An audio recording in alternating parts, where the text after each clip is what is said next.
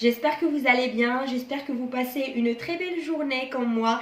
Je viens de rentrer chez moi après avoir vraiment profité de la neige parce qu'il neige aujourd'hui et c'est une atmosphère que je trouve poétique et tout à fait voilà, merveilleuse pour moi. Du coup, aujourd'hui, donc je vous fais cette vidéo pour répondre à toutes vos questions. Donc j'ai essayé de répondre je vais essayer de répondre à toutes les questions qui m'ont été posées. Donc, par rapport à la procédure Paris-Saclay. Donc, il y a des questions qui se répètent à chaque fois. Du coup, j'ai essayé voilà, de recenser toutes les questions. Et je vais essayer de répondre à ces questions-là collectivement. Comme ça sera bénéfique pour tout le monde. Donc, on commence par la première question. Donc, la première question, des questions Kemline, ça concerne tout à fait la procédure Paris-Saclay. Donc, ça concerne ma dernière vidéo YouTube qui concerne la candidature Paris-Saclay. Donc, la première question, Lijatni, quand tu postules à l'université Paris-Saclay, est-ce que tu as le droit de choisir une seule unique formation ou tu remplis tout un panier de formations? Bien sûr, la question, vraiment, j'ai reçu cette question, pas mal de personnes qui posent la même question. Du coup, je vous dis, ce n'est pas comme la procédure Campus France. Genre, vous n'avez pas un panier de formation à remplir, etc. Ça ne ressemble en aucun sens à la question de panier de formation Campus France. Donc, la procédure Paris-Saclay, chaque nouvelle candidature كديروها بوحدها. ما كاينش panier de formation كتجمعوا فيه كلشي etc. Donc, كل حاجة بوحدها. وعندكم الحق, vous avez le droit de postuler à pas mal de formations, je crois 7. Je ne suis pas sûre parce que dans mon cas, l'année dernière, j'ai postulé à une seule formation. Et alhamdoulilah, j'ai réussi. Donc, voilà. Si vous voulez postuler à pas mal de formations, je vous dis que vous avez le droit. C'est possible. Tout simplement une nouvelle candidature. Donc vous allez sur votre compte Paris-Saclay et vous mettez nouvelle candidature. À chaque fois, vous mettez nouvelle candidature et vous ajoutez la candidature suivante. C'est tout. Et ça ne ressemble pas au panier de formation. Donc, des conditions strictes, etc. Donc, vous êtes libre de postuler, etc. Mais je vous conseille que si vous postulez à pas mal de formations, n'oubliez pas qu'il y ait une logique entre ces formations-là. C'est-à-dire que toutes ces formations, en quelque sorte, ça définit en quelque sorte votre projet d'études. Ça ne doit pas être une formation lettres, puis une formation mathématiques, puis une formation... Ça, non. Donc, n'oubliez pas que ça soit bien structuré et que ça soit un petit peu logique dans le total. Parce que normalement, les responsables pédagogiques, je crois qu'ils ont accès à votre compte en entier, à votre dossier en entier. Donc, structurez bien les formations choisies, structurez bien tout. Donc, n'hésitez pas, ok? Et aussi, vous pouvez postuler à pas mal de formations parce que notamment, les dates de validation pour chaque formation, donc ils ne sont pas les mêmes, ça diffère. Il y a une formation auquel vous devez valider votre dossier, par exemple le 24 avril, une autre formation auquel vous devez déjà valider votre dossier en février. Donc ce n'est pas la même chose. Donc vous avez toujours la possibilité de candidater, même si vous recevez des refus, etc. Donc là, on passe à la deuxième question. Je peux postuler pour Saclay en même temps que je fais mes démarches Campus France. Genre, je fais mes démarches Campus France normales et je postule en plus pour Saclay via leur site.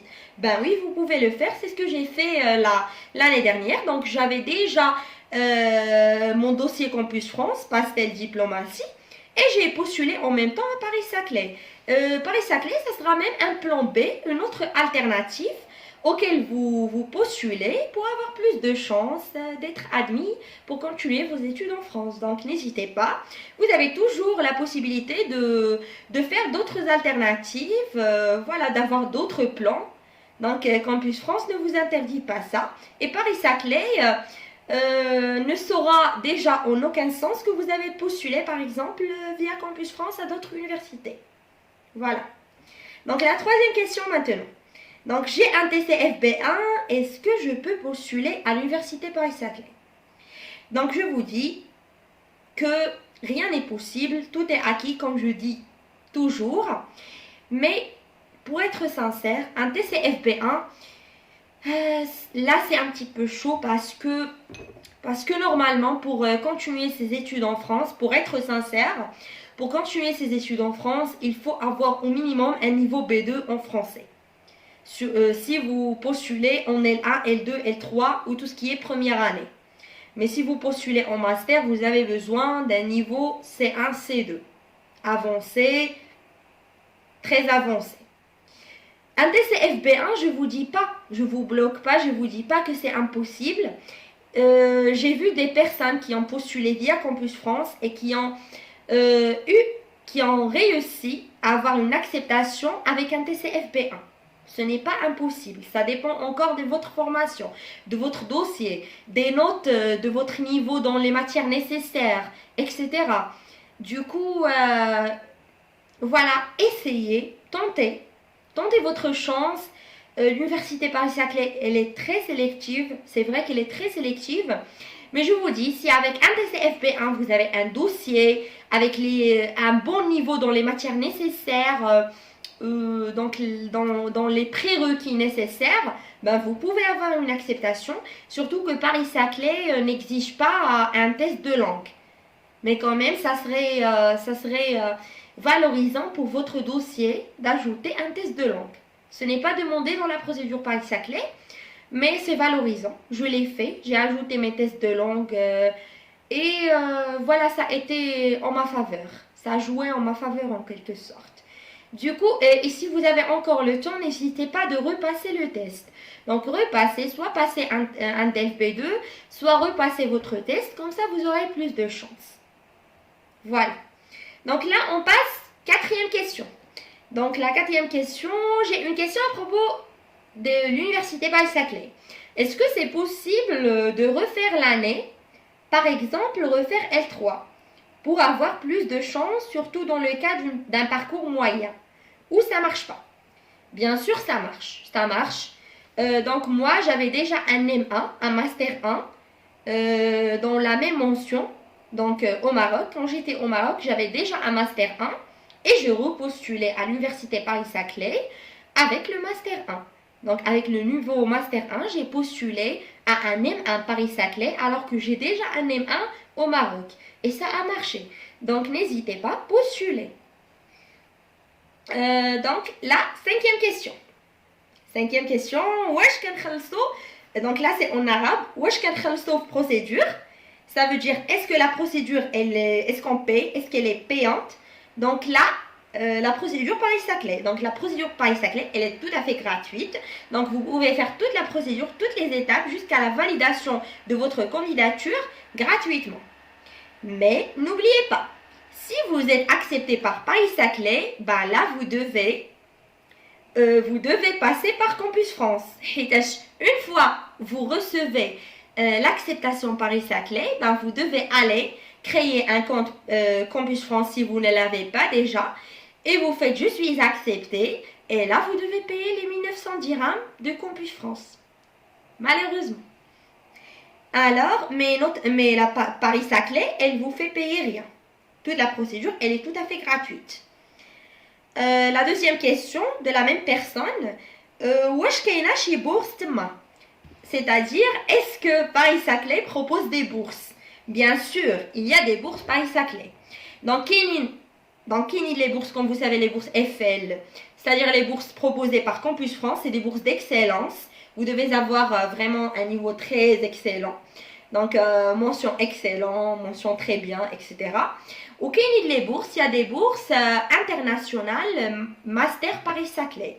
Donc, ces bourses-là, ils sont proposées par Paris-Saclay et ils concernent les masters Paris-Saclay. Et elles ne concernent pas tous les masters. Elles concernent que quelques masters Paris-Saclay. Et aussi, ils sont hyper sélectifs. Et ils sont octroyés pour les étudiants qui ont un niveau excellent. Donc, ils sont des bourses d'excellence en quelque sorte. Et pour postuler à ces bourses, donc je vous invite de voir dans le descriptif le site que je vous laisserai. Donc le site qui contient toutes les informations concernant les bourses Paris-Saclay.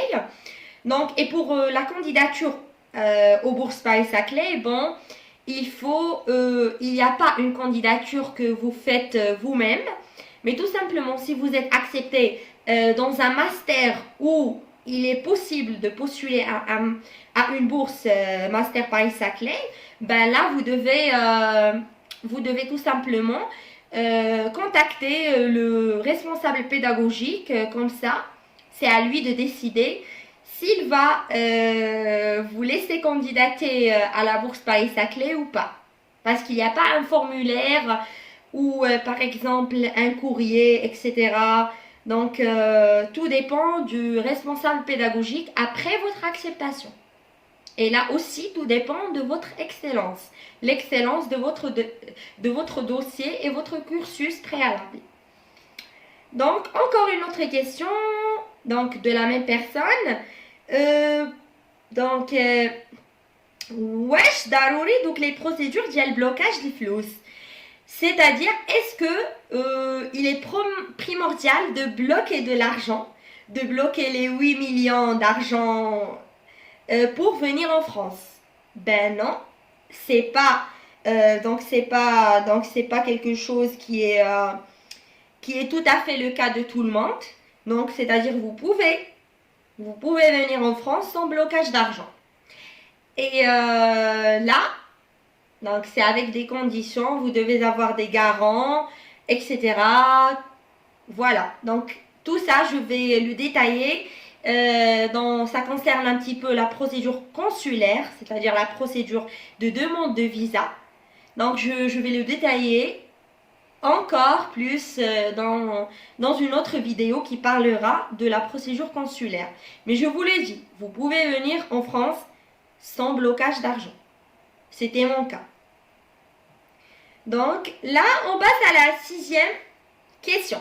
Donc là, pouvez-vous m'envoyer la lettre de motivation que vous avez mis pour postuler à l'université Paris-Saclay? Bon, pour ma lettre de motivation, elle est tout à fait personnalisée parce qu'elle concerne mon cursus, mon parcours, elle concerne tout à fait le cursus préalable et le cursus auquel j'ai candidaté à Paris-Saclay. Donc je ne sais pas si ça va vous être bénéfique, mais si ça vous inspire, ben, je n'hésite pas, je vais la mettre dans le descriptif. Pour tous ceux qui m'ont demandé ma lettre de motivation, je vais vous la mettre dans le descriptif. N'hésitez pas de la consulter. Donc là, la 7e question. Donc, tu as postulé en M1 ou M2? Donc moi, j'ai postulé en Master 1, mention lettres et langues. Donc là, Radine Douzou, la question numéro 8. Donc, s'il vous plaît, c'est quoi le dossier VAPP? Donc, je sais pourquoi vous demandez ça. Parce que tout simplement, quand vous êtes en train de faire la procédure Paris-Saclay, via votre compte Paris-Saclay, ben dès que vous arrivez dans la partie justificative, vous allez trouver en bas une partie qui s'appelle dossier VAPP. Donc, vous n'approchez pas cette partie. Ça ne vous concerne pas du tout. Donc, ça concerne ceux qui comptent reprendre leurs études alors qu'ils n'ont pas le niveau prérequis. Le niveau prérequis pour être accepté. Et là, c'est une procédure tout à fait qui concerne les étudiants français, etc. Ça ne concerne pas du tout les étudiants internationaux. Du coup, vous, tout ce que vous faites, vous remplissez juste la partie des justificatifs demandés. Pour le dossier VAPP, il y a un plus, vous ajoutez rien. Vous ne touchez absolument pas cette étape parce que ça ne vous concerne pas du tout. Voilà. Donc là la question 9. Pour quelqu'un qui a fait ses études en anglais, lui serait-il possible de postuler dans une formation pratiquement enseignée en langue française? Ben oui, bien sûr vous pouvez. Bien sûr que vous pouvez. Bien sûr que vous pouvez toujours faire vos études en français, c'est-à-dire postuler pour faire vos études en langue française alors que vous avez fait vos études en anglais. Vous avez tout simplement intérêt à justifier votre niveau de langue française. Ça veut dire, vous devez passer quand même un test TCF. Vous devez avoir soit le niveau B2, soit le niveau C1. Et là, c'est encore mieux. Donc, c'est tout. Vous devez juste justifier le niveau. Même si ce n'est pas demandé dans la procédure Paris-Saclay, mais je vous le dis, justifiez le niveau de langue. Parce que c'est quelque chose de très intéressant pour les universités. Voilà. Là, on continue dans la question numéro... Donc, la question numéro 10. Comment trouver le programme de la formation? Donc là, comment trouver le programme de la formation? Donc, pour trouver le programme de la formation à laquelle vous avez postulé, donc vous devez tout simplement aller sur le site Paris-Saclay, que je vais encore vous laisser dans le descriptif. Vous allez dans le site, vous allez chercher la formation auquel vous avez postulé et vous allez trouver le descriptif. Pour chaque formation, il y a un descriptif. Et dans le descriptif, vous allez trouver le programme. Voilà. Donc là, la question numéro 11, est-ce qu'ils vont augmenter les frais de cette année? Donc là, je ne sais pas. Je ne suis pas présidente de l'université, mais tout simplement, je peux vous dire que Paris-Saclay, elle est ouverte à l'international. Donc, j'ai vu des étudiants internationaux, vraiment de partout dans le monde. Du coup, ils sont très ouverts et je ne crois pas qu'ils vont augmenter. Parce que normalement, donc en licence, vous devez savoir que vous payez par an 170 par an, frais d'inscription, tout simplement. Et il n'y a aucune augmentation pour les étudiants internationaux. Et pour le master, j'ai payé 243 € par an. C'est tout. Frais d'inscription. Et ça, c'est comme le cas de plusieurs d'autres universités publiques qui font l'exonération des frais pour les étudiants internationaux. Du coup, on paye le même pour les frais d'inscription, on paye les mêmes que les étudiants français. Donc, 170 pour la licence par an et 243 pour le master. Et pour le doctorat, c'est 380 € par an. C'est tout. Et la question numéro 12 maintenant. Dis-moi s'il vous plaît si ça existe des formations en domaine anglais à Paris-Saclay. Donc oui, il existe beaucoup de formations, d'autres de formations en anglais. Notamment dans les masters, il y a un master littérature et civilisation étrangère. Et là vraiment, il y a l'anglais. Et il y a aussi l'espagnol, il y a l'allemand et il y a le français bien sûr. Et même dans le master que je fais actuellement, bien sûr, on est ouvert à d'autres langues. On a des modules qui se font en anglais, en espagnol, et il y a même des modules qui se font en allemand. Du coup, il y a des formations vraiment plurilingues aussi. Donc là, on passe à la question numéro 13. Je veux postuler en M1 à Paris-Saclay, mais sur ma boîte, j'ai postulé en L3 et j'ai validé, il n'y a pas de problème. Donc là, il parle de sa boîte Pastel, ça veut dire le panier de formation Pastel Diplomatie Campus France. Donc, pas de souci, vous pouvez postuler à Campus France et en même temps postuler à Paris-Saclay. Donc, c'est une procédure tout à fait indépendante et vous devez savoir que les responsables pédagogiques à Paris-Saclay, ils n'ont pas du tout accès à votre dossier Campus France. Du coup, ils ne peuvent en aucun cas savoir si vous avez postulé là-bas en L3 et à Paris-Saclay en M1. Du coup, ne vous stressez pas. Postulez au niveau que vous voulez. Voilà. Donc là, à la question numéro 14. On passe à la question numéro 14. S'il vous plaît, est-ce que les mentions sont nécessaires pour étudier dans les universités françaises? Bon, là, les questions de mention. Je ne peux pas généraliser.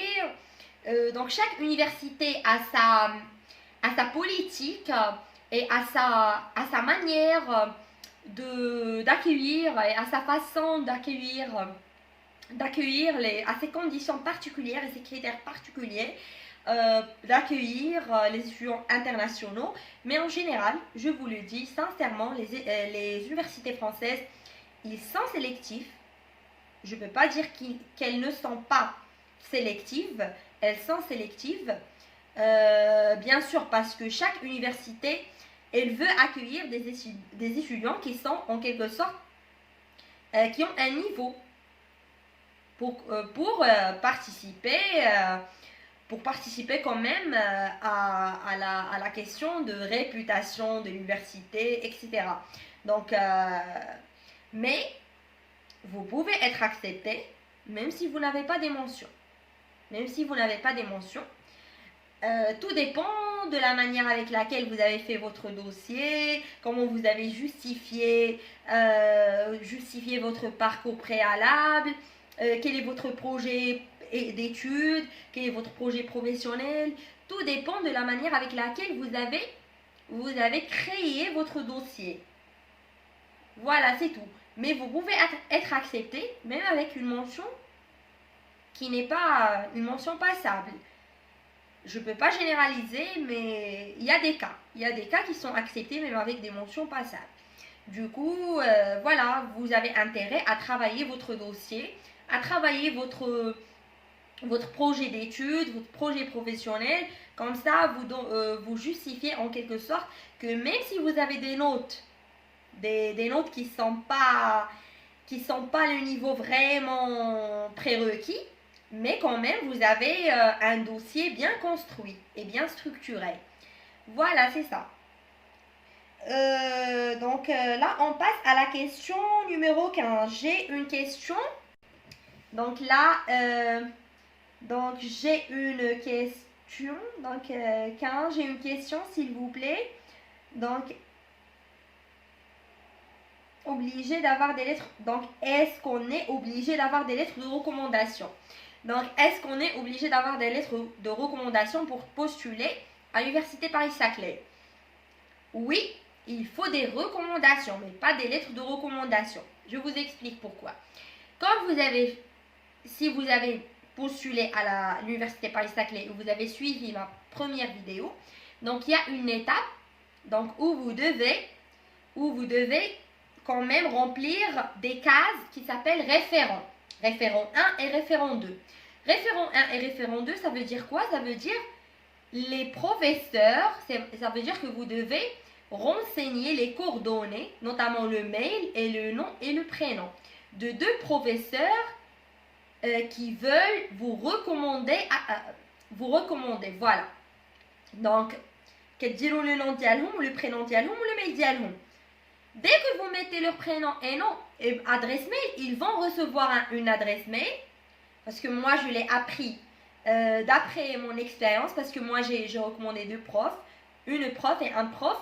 Donc, c'était mon prof à la fac. Et du coup, c'est lui qui m'a rempli Donc, je lui ai dit. Donc, vous devez notifier vos professeurs. Vous ne mettez pas leurs coordonnées sans les notifier. Attention. Parce que dès que vous mettez les coordonnées des deux référents, des deux professeurs, qui doivent être obligatoirement des professeurs, vous ne pouvez pas mettre les coordonnées de deux amis qui vont vous recommander ça. C'est pas possible. Vous devez prouver que vous êtes professionnel. Vous mettez les deux référents de deux professeurs qui vous ont déjà enseigné. Et avant de mettre leurs coordonnées, notifiez-les. Écrivez-leur un mail ou appelez-les si vous avez leurs coordonnées, etc. Donc, contactez-les et expliquez votre cas. Dites-les que j'ai envie de postuler à l'Université Paris-Saclay. Elle est sélective. Est-ce que vous pourriez me recommander? Est-ce que je peux mettre vos coordonnées? Comme ça, vous allez recevoir, etc. Donc, vous allez les notifier avant de mettre leurs coordonnées. Pourquoi? Parce que quand vous mettez leurs coordonnées, automatiquement, ils vont recevoir une adresse mail comme quoi vous avez mis leurs coordonnées. Et vous les avez choisis comme prof référent qui vont vous recommander. Donc, هما اش كيجيهم في هذاك le mail? Parce que mon prof, il m'a raconté, il me l'a dit. Donc, mon prof, dès que j'ai mis ses coordonnées, il a reçu un mail Et il m'a dit qu'il a reçu, je ne sais pas, comme un formulaire. C'est pas une lettre de recommandation que vous écrivez, que le professeur écrit, mais c'est comme un formulaire. Donc, c'est comme un formulaire, il le reçoit, il doit le remplir.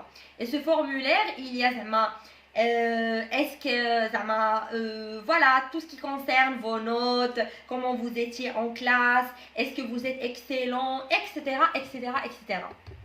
Donc là, et ça, c'est une étape intéressante dans votre dossier. Du coup, notifiez les professeurs et utilisez des référents de professeurs et non pas d'amis, etc. Parce que c'est pas du tout professionnel. Et ça peut vous faire, voilà, ça peut être un point noir dans votre dossier. Du coup, utilisez des adresses, mails et des coordonnées de professeurs qui vous ont déjà enseigné parce qu'ils vont remplir des formulaires par la suite. Du coup, c'est obligatoire cette étape. Pour répondre à la question, elle est obligatoire. Cette étape est obligatoire. Donc, par la suite, on va passer à la question numéro 16. Qu'est-ce qu'on peut... Quand est-ce qu'on peut postuler? S'il vous plaît, si vous avez une idée. Ben, je ne peux pas avoir une idée tout simplement parce que chaque formation à Paris-Saclay, elle a une date de validation. Et ça veut dire dans chaque formation a une date à laquelle vous devez valider votre dossier pour postuler. Donc, ça diffère d'une formation à une autre. Il n'y a pas une date comme à Campus France, etc. Comme pour la procédure Campus France. Donc, Paris-Saclay, c'est une procédure tout à fait différente. Chaque formation a sa date, limite, etc. Et ça diffère d'une formation à une autre. Donc là, on passe à la question numéro 17. Donc là, merci pour le travail que vous faites. Vous êtes formidable. Merci beaucoup. Merci, merci, merci. Mais je n'ai pas compris comment choisir plusieurs formations. En fait, voilà. Comment choisir plusieurs formations? Tout simplement, vous allez dans votre compte Pastel. Vous avez déjà postulé à une formation. Vous allez trouver une case où il y a nouvelle candidature. Vous cliquez dessus et vous allez faire une nouvelle candidature à un autre master, une autre formation. Voilà. Donc là, la question numéro 18, et là c'est une question en arabe. Wesh kain master automatique Paris-Saclay. Et là, oui, la réponse c'est oui, bien sûr. Il y a le master, donc il y a un master Paris-Saclay, qui est un master tout à fait, tout ce qui est électronique, automatique, etc. Il y a tout un master EEA. Donc, vous pouvez postuler via la procédure que j'ai expliquée dans ma première vidéo.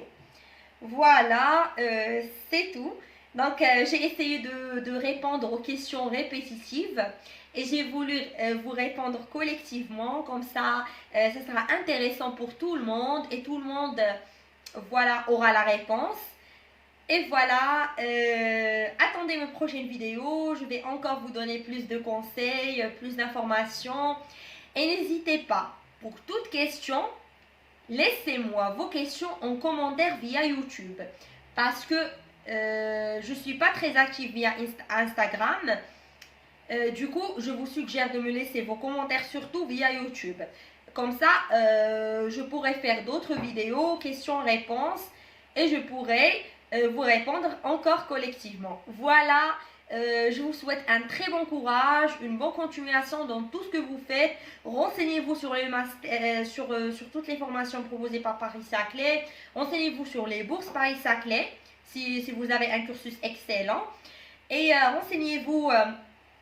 voilà, renseignez-vous sur toutes les formations disponibles et écrivez également aux responsables pédagogiques des formations auxquelles vous postulez. Comme ça, vous montrez votre intérêt et en même temps, vous aurez plus de formations sur les formations auxquelles vous allez postuler. Et pour trouver les contacts des responsables pédagogiques, vous avez intérêt de chercher le descriptif de chaque formation qui est disponible dans le site Paris-Saclay. Pour chaque formation, il y a un descriptif et il y a une partie qui s'appelle Contact dans laquelle vous avez trouvé les coordonnées pour contacter les responsables pédagogiques des formations.